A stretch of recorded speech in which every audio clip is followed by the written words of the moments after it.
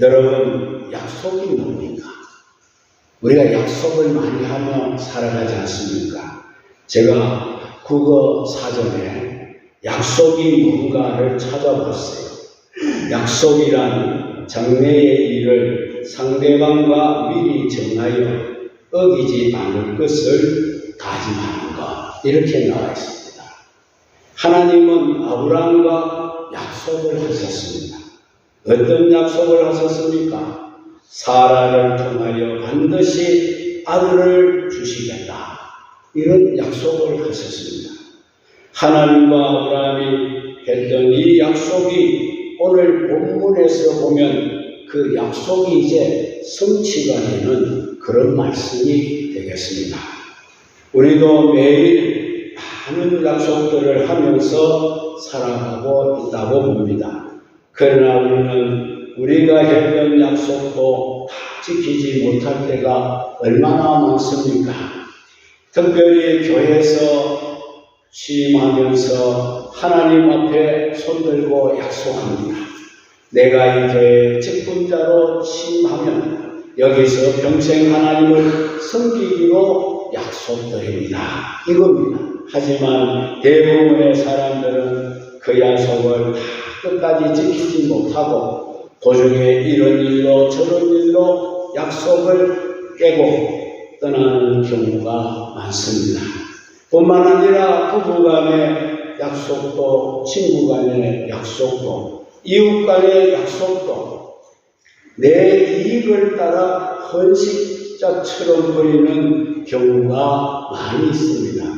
그러나 한 번 약속을 하시면 영원히 버리지 않고 그 약속을 반드시 지켜주시는 분이 계십니다. 그분이 누구십니까, 여러분? 그분은 바로 우리가 믿고 있는 하나님이심을 믿으시기 바랍니다.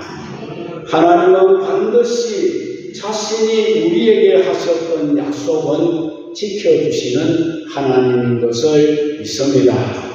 성경은 곧 하나님이 우리에게 하신 약속들입니다. 성경에는 하나님의 수많은 약속들이 담겨 있습니다. 아브라함에게는 100세의 아들을 주시겠다는 약속을 하셨습니다. 그리고 그 약속은 아브라함이 100세가 되던 그 해에 하나님이 그 약속을 지켜 사라가 아들 이삭을 출산하게 되었습니다. 이렇게 하나님의 약속은 분명하고도 확실한 것입니다. 미국에서 이런 일이 실제로 있었다고 합니다. 늙은 시어머니를 잘 공양하며 직장 생활을 하는 젊은 새댁이 있었답니다. 그는 독실한 그리스도인이었습니다. 그 직장 사장 이름은 스티븐 지라드라는 사람이었습니다. 그는 전 직원에게 내일도 출근해서 근무하라는 지시를 내렸습니다. 내일은 주일이었습니다. 그러자 다른 사람들은 아무 말도 하지 않습니다. 그러나 여기 젊은 부인은 사장을 찾아가서 이렇게 말했습니다. 사장님, 저는 내일은 주일이기 때문에 회사에 출근을 할 수 없습니다. 그러자 사장이 말하기를, 그러면 자네는 나와 헤어질 결심을 했구나. 그 부인은 돈을 벌어서 시어머니를 동양해야 함에도 불구하고 주일은 제가 일을 할 수가 없다고 했습니다. 이것은 하나님이 저에게 약속하신 것이고 저 또한 하나님과 약속을 했기 때문이라는 것입니다. 사장이 말했습니다. 그러면 지금 경비부로 가서 이제까지 일한 임금을 정산받아 가시오, 이렇게 했습니다. 청년 며느리는 주일을 지나고 3일간이나 발이 부르트도록 돌아다니면서 직장을 구해보았으나 직장을 구하지를 못했습니다. 그런 가운데 퇴직했던 회사의 사장에게 친한 친구가 필라델피아에 새로운 은행을 하나 설립하게 되었는데 진실한 여직원을 추천해달라 이렇게 요청이 들어왔습니다. 그때 사장은 친구 은행장에게 자기 회사에서 해고를 시킨 그 여직원을 은행장에게 소개를 시켜줬습니다. 그러자 은행장이 자네도 서지 않고 해고시켰던 사람을 어떻게 내게 추천을 하는가라고 했습니다. 그러자 사장이 말했습니다. 나는 그 사람이 회사 방침과 맞지 않아서 해고했을 뿐 그 여직원은 진실한 사람이고 주일날은 철저하게 교회를 가야 한다고 하기 때문에 우리 회사 방침과 맞지 않아서 어쩔 수 없어 해고를 하였다고 했습니다.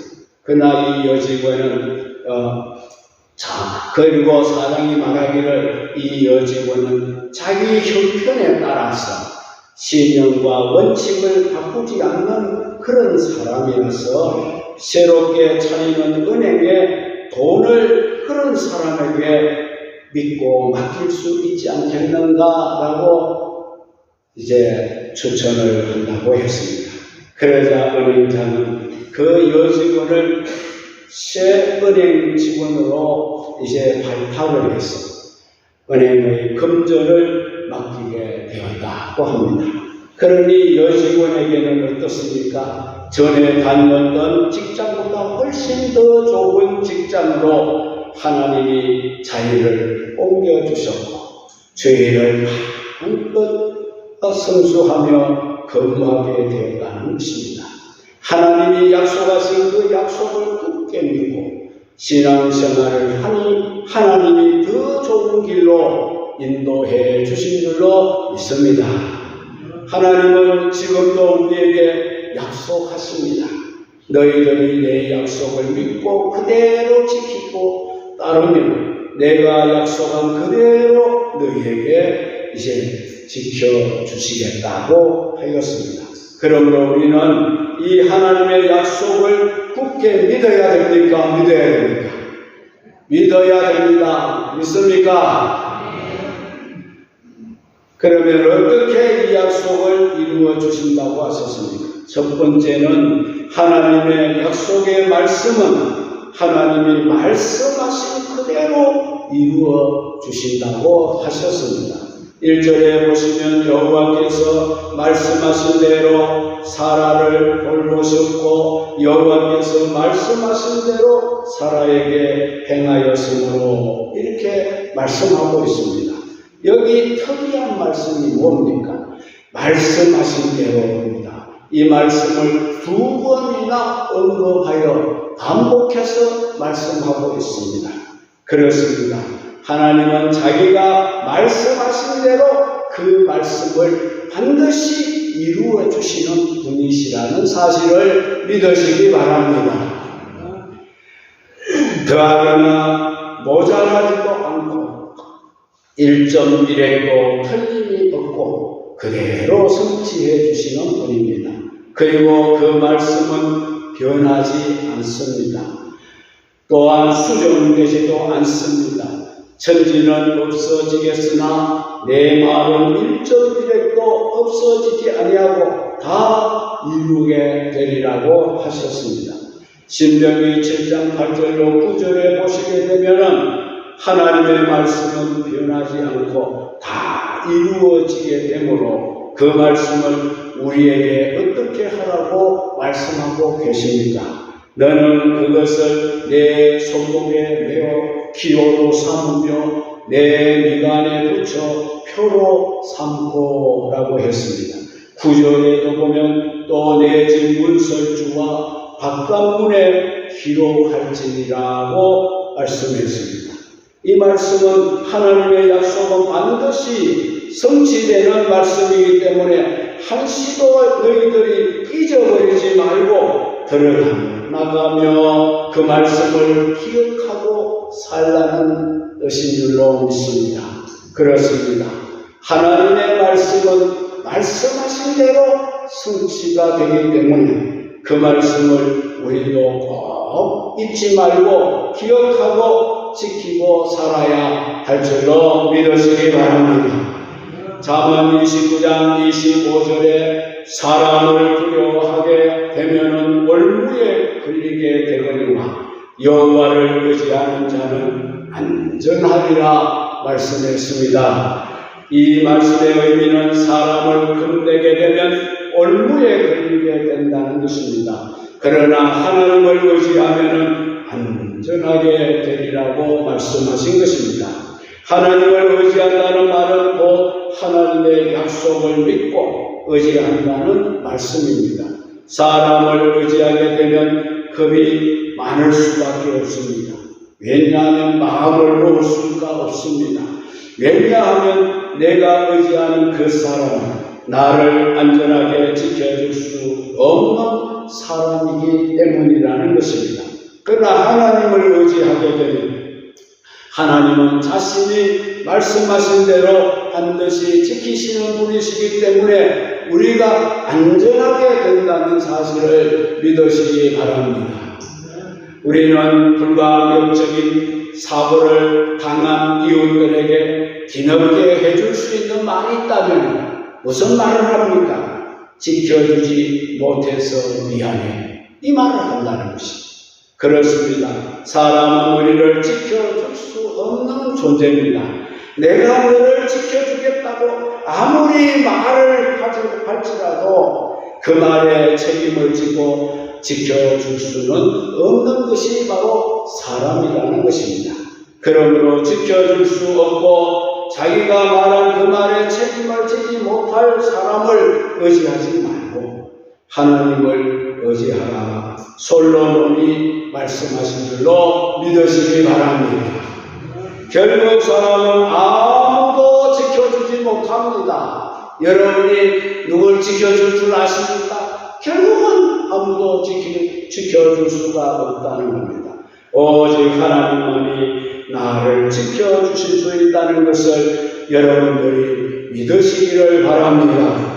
왜냐하면 하나님은 하나님이 말씀하신 대로 약속을 지켜주실 분이고 그분은 죽지도 아니하시고 잠자리도 아니하시고 쉬지도 아니하시고 항상 살아서 깨어서 우리를 불철주야 눈동자와 같이 지켜주실 수 있는 능력 있는 분이시기 때문인 줄 믿으시기 바랍니다. 그 다음에 두 번째입니다. 하나님의 때에 하나님은 하나님의 약속을 지켜주신다는 것입니다. 2절에 보면 사라가 임신하고 하나님이 말씀하신 시기가 되어 노년의 아브라함에게 아들을 낳으니라. 할렐루야. 여기서 말씀하시는 시기라는 말은 때를 말하는 것입니다. 때. 하나님의 약속은 때가 돼야 이루어집니다. 여러분들이 아무리 빨리 뭔가를 얻고자 할지라도 하나님 편에서 때가 안 되면 아무것도 되는 일이 없습니다.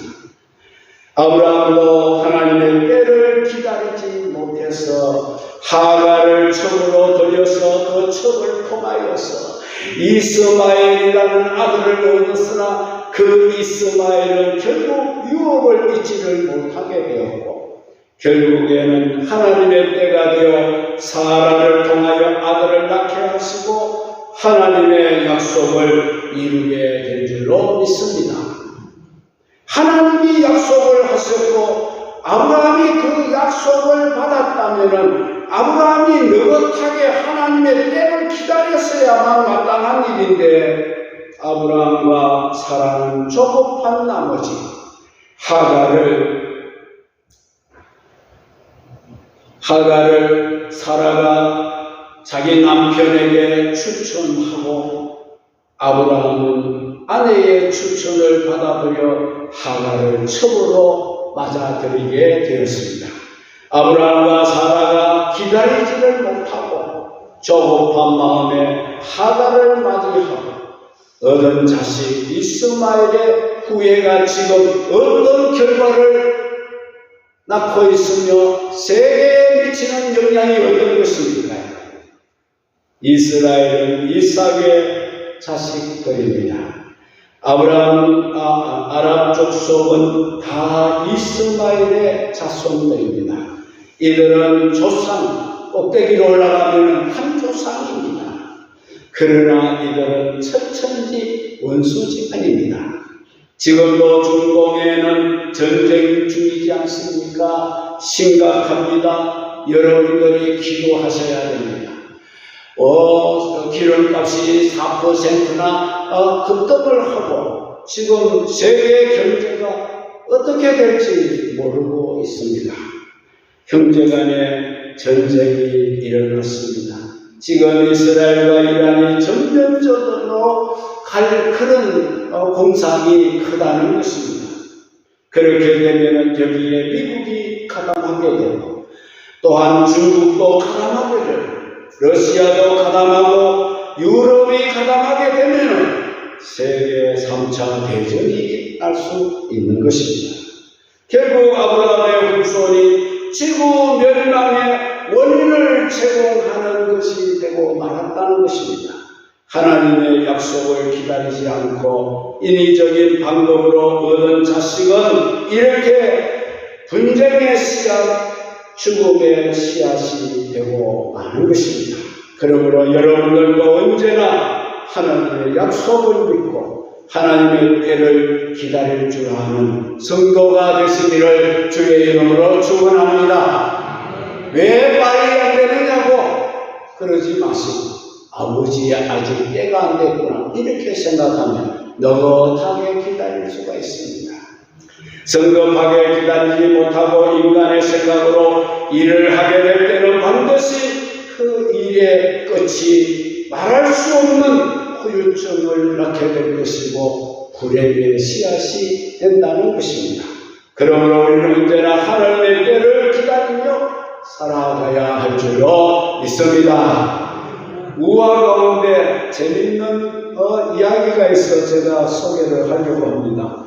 아주 잘생긴 총각 비둘기 한 마리가 실현을 당해서 우울하게 나무가지에 앉아 있습니다. 그때 마침 참새 한 마리가 날아와서 비둘기 곁에 앉아서 비둘기에게 질문을 했습니다. 비둘기야, 너는 눈송이 한 개의 무게가 얼마나 되는지 아니? 이렇게 물었어요. 비둘기는 무뚝뚝하게, 그렇지 않아도 기분이 많이 상해 있는데 무뚝뚝하게 대답을 합니다. 그걸 내가 어떻게 알아? 별거 아니겠지 뭐 이렇게 분명스러운 대답을 했습니다. 그때 참새가 자기의 경험담을 이야기해 주었습니다. 너는 눈 한 송이가 별거 아니라고 말하는데 내 이야기 좀 들어봐. 내가 어느 날 나무가지에 앉아 노래를 부르고 있는데 눈이 오기 시작했어. 꿈나라에서 보듯이 아주 조용하게 작은 가지 머리 끝까지 사뿐사뿐 내리는데 그것이 너무 신기해서 나는 그 눈송이들을 세어보기 시작했지. 정확하게 세어보니 374만 1952송이가 나뭇가지에 내려 앉았다는 것입니다. 그때까지만 해도 나무가지는 아무 이상이 없고 어떤 일이 일어나지 않았습니다.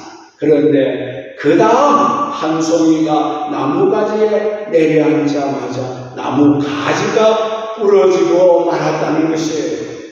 참새의 이야기를 듣던 총각 비둘기는 깊은 생각에 잠기게 되었습니다. 그리고는 이렇게 중얼거리게 되었습니다. 노아의 대홍수 때 우리 조상이 감람나무 잎사귀 하나를 물어다 주었더니 노아가 큰 희망을 갖게 되었다는 이야기가 바로 이런 것입니다.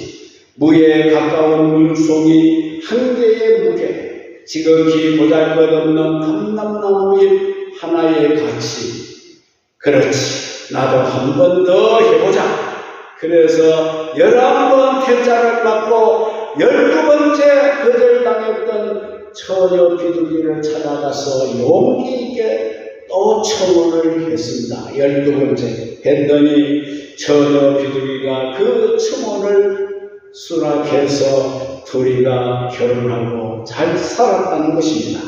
기적의 씨는 믿음을 갖고 한 번 더 해보는 데서 일어난다는 사실을 믿으시기 바랍니다. 이유와는 기다림이 얼마나 귀중한가를 보여주고 포기하지 않는 것이 얼마나 귀중한가를 보여주는 교훈입니다. 세상에는 꾸준히 전진하는 사람, 이런 사람을 당해낼 장사는 없다고 합니다. 하나님의 약속도 우리가 굳게 믿고 기다리다 보면 하나님의 때가 왔을 때 반드시 하나님은 그 약속을 우리에게 이루어 주실 줄로 믿습니다. 하나님이 약속하신 말씀 그대로 이루어 주실 줄로 믿습니다. 세 번째입니다. 하나님의 약속은 하나님의 능력으로 이루어지게 되는 것입니다. 아브라함이 100세였고 사라가 99세. 이미 그들의 몸은 죽은 자의 몸과 같았지만 고목나무에서 꽃이 피고 열매가 맺히듯이 하나님은 사라의 몸에 이삭을 탄생하게 하신 줄로 믿습니다. 이것은 사람으로서는 도저히 불가능한 일입니다. 어떻게 사람이 할 수 있습니까? 그러나 이 일은 하나님의 능력으로 성취가 된 줄로 믿으시기 바랍니다. 하나님은 능력의 하나님이십니다. 무에서 유를 창조하시는 하나님이십니다. 죽은 자도 살리시고 없는 것도 있게 하시는 능력의 하나님이심을 믿으시기 바랍니다. 사람으로서는 도무지 할 수 없는 일이라 할지라도 하나님은 능히 다 하실 수 있으십니다. 할 수 있거든이 무슨 말이냐, 믿는 자에게는 능치 못할 일이 없느니라고도 하셨습니다. 하나님을 믿으라, 그러면 너희가 그의 영광을 보게 되리라고 하셨습니다. 누가 이스라엘 백성들을 애국에서 이끌어내셨습니까? 누가 이스라엘 백성들을 홍해바다에서 건져주셨습니까? 누가 이스라엘 백성들에게 광야에서 물을 마시도록 해주셨습니까? 누가 이스라엘 백성들에게 광야에서 양식을 비처럼 내려서 먹이게 해주셨습니까? 이스라엘 백성들을 누가 요단강을 건너게 하시고 여리고를 무너뜨리고 가나안 7 족속을 무찌르고 그 땅을 그들에게 나누어 주셨습니다. 이 모든 엄청난 일을 하나님이 그 능력으로 해주신 줄로 믿습니다. 이렇게 크신 능력의 하나님은 지금도 살아계십니다. 우리와 함께 하십니다. 우리를 위하여 능력으로 일하고 계십니다. 그 하나님을 여러분들은 믿고 계십니까? 믿는 자도 능치 못할 일이 없다고 주님이 말씀했습니다. 시편 89편 13절에 주의 발에 능력이 있사오며 주의 손은 강하고 주의 오른손은 높이 들리우셨나이다 라고 했습니다. 주님의 팔에는 능력이 있습니다.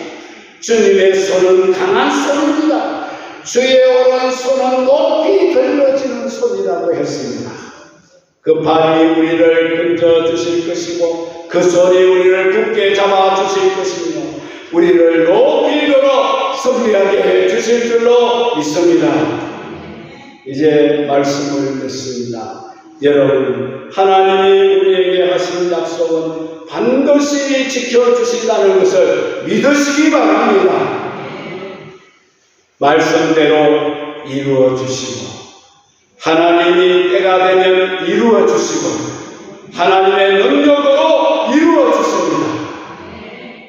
아브라함도 사라도 이 약속을 믿고 기다렸을 때 하나님이 때가 되면 능력으로 그들에게 하신 약속대로 이삭을 낳게 하시고 웃음이 없던 아브라함의 가정에 웃음꽃이 피어나게 하시고 소망이 없었던 그 아브라함의 가정에 새로운 소망을 가지게 하셨습니다. 여러분들도 하나님 약속을 굳게 믿으시기 바랍니다. 기도하며 기다리시게 되면 하나님의 때가 되어 여러분들에게도 하나님이 약속하신 그 약속을 이루어 주실 것이고, 그 약속이 이루어질 때에 여러분들 가정에도 웃음꽃이 만발하게 되는 그런 날이 오게 될 줄로 믿습니다. 여러분 가정에만 웃음이 있는 것이 아니라 그 웃음 소리가 이웃을 웃게 해주게 될 줄로 믿습니다. 이런 축복이 여러분들과 함께 하시기를 주의 이름으로 축원합니다.